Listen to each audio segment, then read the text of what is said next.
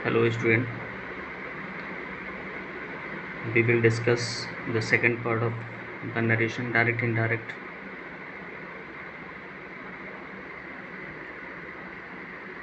तो second part में हम जो है इसके कुछ और नियमों की बात करेंगे, कुछ और रूल्स की बात करेंगे कि कैसे हम डायरेक्ट से इनडायरेक्ट में चेंज करते हैं, बदलते हैं।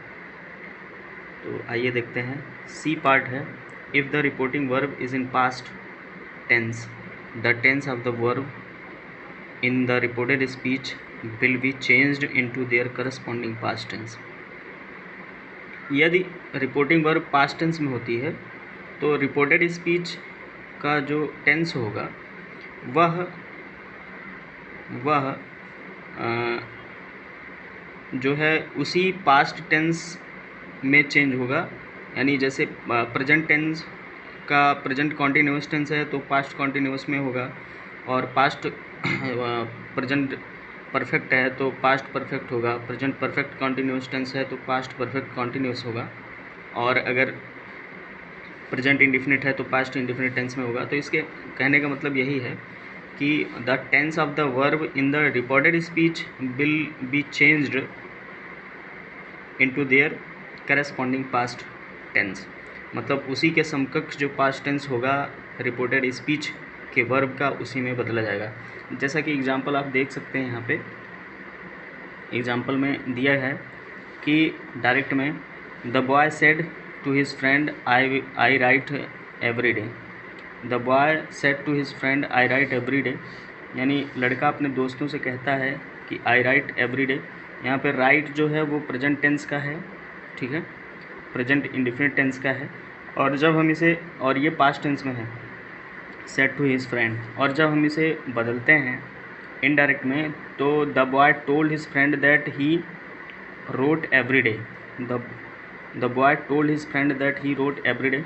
अब यहाँ पे जो रोट शब्द आया है ये जो है सेकंड वर्ब का सेकंड फॉर्म है, और वर्ब का सेकंड फॉर्म जैसा कि हम जानते हैं पास्ट इंडिफिनिट में प्रयोग होता है, तो ये इसका इनडायरेक्ट हो गया। मतलब अगर प्रेजेंट इंडिफिनिट टेंस में सेंटेंस लिखा गया है, रिपोर्टेड स्पीच है, तो उसको हम उस रिपोर्टेड स्पीच को पास्ट इंडिफिनिट में बदल देते हैं।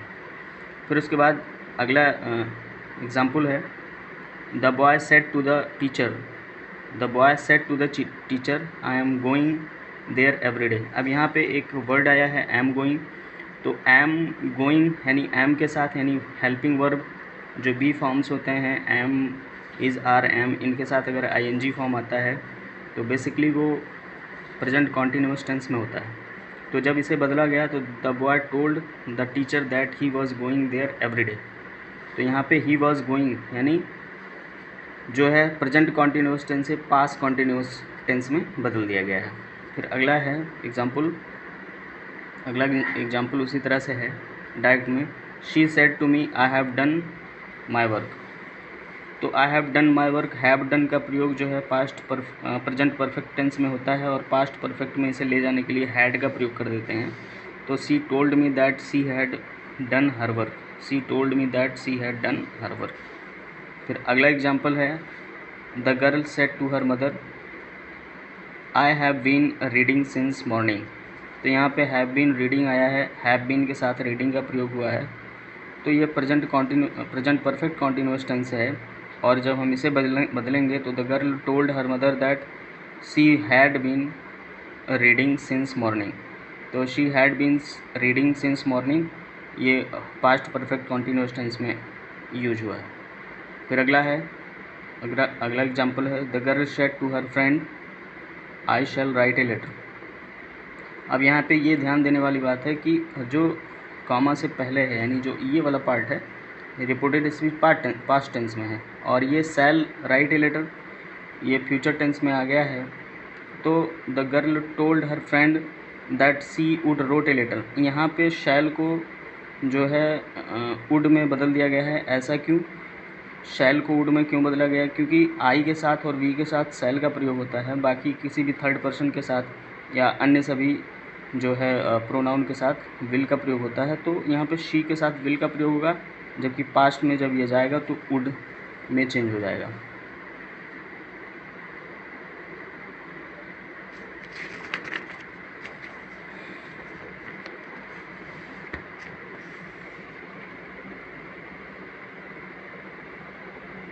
आप देख सकते हैं अगला है एक्सेप्शन दिया है। एक्सेप्शन मतलब होता है अपवाद।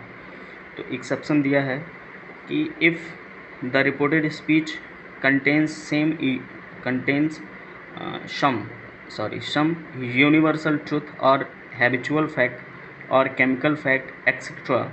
the tense of the verb does not change even if the reporting verb is in the past tense। तो यहाँ पे कुछ अपवाद भी दिए गए हैं कि यदि रिपोर्टिंग वर्ब में कुछ जो है सांसारिक सत्य की बात कही गई हो या किसी आदत का वर्णन किया गया हो या किसी केमिकल यानी जो है साइंटिफिक फैक्ट की बात कही गई हो, तो रिपोर्टेड स्पीच में वर्ब को चेंज नहीं करते हैं, भले ही उसका टेंस जो है रिपोर्टिंग वर्ब का टेंस पास्ट टेंस में क्यों ना हो। तो एग्ज़ाम्पल देखिए, ज़्यादा समझ में आएगा। एग्ज़ाम्पल है the teacher said to the students the earth is round. यहाँ पे देखिए द अर्थ इज़ राउंड, ये साइंटिफिक ट्रुथ या साइंटिफिक फैक्ट है, ठीक है। वैज्ञानिक इस बात को मानते हैं, सभी लोग मानते हैं। तो पहले भी गोल थी धरती, आज भी गोल है, पहले भी राउंड थी, आज भी राउंड है। तो जब हम इसे जो है इनडायरेक्ट में बदलेंगे तो कोई बदलाव नहीं होगा, यानी रिपोर्टेड स्पीच में। The teacher told the students that the earth is round. The teacher told the students that the earth is round, यहाँ पे कोई बदलाव नहीं हुआ है। इसी तरह से अगला एग्जाम्पल देखते हैं। His father taught him the Ramayan is a holy book an establish fact. तो यहाँ पे ये एन मतलब इस्टेब्लिश फैक्ट है कि Ramayana is a holy book, लोग मानते हैं इसको, ठीक है। तो जो है जब किसी बात को लोग मानना शुरू कर देते हैं तो उसे इस्टेब्लिश फैक्ट का नाम दे दिया जाता है। तो his father taught him that the Ramayan is a holy book, यहाँ पे देखिए Ramayana is a holy book, कोई बदलाव नहीं हुआ है। The boy said to his younger brother the sun gives us energy. The boy said to his younger brother the sun gives us energy. तो the sun gives us energy, यह भी जो है यूनिवर्सल ट्रूथ है, scientific truth भी है, तो इसमें भी कोई बदलाव नहीं किया जाएगा। The boy told his younger brother that the sun gives us energy, यहाँ भी गिव्स अस का प्रयोग हुआ है, यहाँ भी गिव्स अस का प्रयोग हुआ है, आप देख सकते हैं। फिर कुछ नोट है। व्हेन टू कंडीशंस या two actions occur at the same time in the past, no change in the tense of the verb in the reported speech is made। तो नोट में पहला है कि जब पास्ट टेंस में दो घटनाएं एक ही साथ घट रही हों, तो जब हम उसको इनडायरेक्ट में बदलते हैं तो रिपोर्टेड स्पीच के किसी भी वर्ब को बदला नहीं जाता है, ठीक है।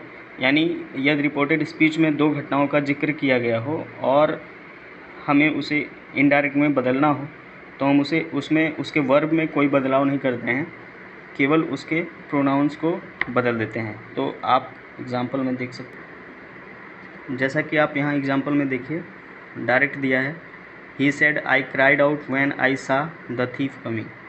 तो यहाँ पे पास्ट में दो घटनाएं घट रही हैं, आई क्राइड आउट और व्हेन आई सा द थीफ कमिंग, यानी आई सा, ठीक है, द थीफ कमिंग। तो पहला तो ये हो रहा है कि चोर आ रहा है, उसको देखकर आई क्राइड आउट, मैं चिल्लाया, ठीक है। तो यहाँ पे देखिए he said that he cried out when he सा द थीफ कमिंग, यानी जब उसने चोर को आते हुए देखा तो वह चिल्लाया। उसने कहा कि जब उसने चोर को आते हुए देखा तो वह चिल्लाया। तो यहाँ पे क्राइड आउट, इसमें भी क्राइड आउट का प्रयोग हुआ है, कोई बदलाव नहीं हुआ है। एंड आई सा, यानी दो बातें हो रही हैं, देखना भी और यानी चोर को आते हुए देखना भी और जो है चिल्लाना भी, दो घटनाएं एक साथ घट रही हैं, इसीलिए इसमें कोई बदलाव नहीं किया गया है इनडायरेक्ट स्पीच में। फिर दूसरा है, नोट में दूसरा है, it is a common practice that past tense in the direct speech remains unchanged, but however if long past indicated then simple past may be changed to past perfect. इसका मतलब हुआ कि जब रिपोर्टेड स्पीच में long past indicated हो, यानी बहुत पुराने समय की बात कही गई हो, ठीक है, तो उसे तो हम बदल ही देते हैं past perfect continuous past perfect में, लेकिन यदि सिंपल पास्ट यानी बहुत जो है लॉन्ग पास्ट ना किया गया हो तब भी हम उसे अगर बदल देते हैं तो कोई जो है त्रुटि नहीं मानी जाएगी, कोई गलती नहीं मानी जाएगी। तो it is a common practice that past tense in the direct speech remains unchanged, but however if long past indicate then simple past may be changed to past perfect. यानी अगर लंबे समय की बात कही गई है रिपोर्टेड स्पीच में, काफ़ी लंबे समय काफ़ी पुरानी बात कही गई है, तो उसे हम पास्ट परफेक्ट में बदल देते हैं। और यदि पास्ट टेंस को नहीं भी बदला जाता है इनडायरेक्ट स्पीच में तो भी कोई गलती नहीं है, मतलब गलत नहीं माना जाएगा, और अगर हम बदल भी देते हैं तो भी गलत नहीं माना जाएगा, यानी दोनों बातों में सही है। तो डायरेक्ट इसका देखिए, the teacher said Ram killed Ravana. यहाँ पे राम किल्ड रावणा, रावण को राम ने जो है मारा या राम ने रावण को मारा, तो यहाँ पे जो है ये काफ़ी पुरानी बात है। तो the teacher said that Ram had killed Ravana, तो यहाँ पे हैड किल्ड यानी पास्ट परफेक्ट टेंस में बदल दिया गया है, ठीक है। ये काफ़ी पुरानी बात है तो इस पुरानी बात को बदल दिया गया है। फिर यहाँ पे जस्टिफिकेशन दिया गया है कि where there is no indication of long past, यदि काफ़ी पुरानी बात का जिक्र नहीं किया गया है रिपोर्टेड स्पीच में, सिंपल पास्ट में be changed to past perfect, और यदि सिंपल पास्ट की बात कही गई है यानी जिसमें लॉन्ग पास्ट ना किया गया हो तो भी उसे हम पास्ट परफेक्ट में बदल देते हैं। And thus will not be wrong, and this will not be wrong, और यह गलत नहीं होगा, यह भी सही माना जाएगा। जैसे एग्जांपल है वर्ड्स ऑफ नियरनेस, यानी जो दूर मतलब जो पास के शब्द होते हैं, यानी पास यानी जो है ज़्यादा दूरी ना दिखाने वाले, या पास के जो इंडिकेशन वर्ड्स होते हैं, ठीक है, पास के जो अर्थ बताने वाले शब्द होते हैं, उनको जब हम इनडायरेक्ट में बदलते हैं तो वे जो है वर्ड्स ऑफ डिस्टेंस यानी दूर इंडिकेशन वाले शब्द बदल जाते हैं, ठीक है। तो बट नॉट वाइट वर्सा, लेकिन विपरीत क्रम में नहीं होंगे, ठीक है। जैसे दिस, जैसे nearness words into distance words लिखा है, तो दिस और दीज ये चेंज हो जाएंगे इनटू दैट और दोज में। हाइदर का थाइदर होगा, नाउ का देन होगा, just will change into then, here will change into there, ठीक है, नाउ का देन हो जाएगा। फिर hence will change into thence, hence will change into then. इसी तरह से थस का सो में होगा, टुडे का दैट डे में होगा, टू नाइट का दैट नाइट, टुमारो का नेक्स्ट डे, यस्टरडे का द प्रीवियस डे होगा यस्टरडे का, last night into the previous night, एगो का बिफोर होगा।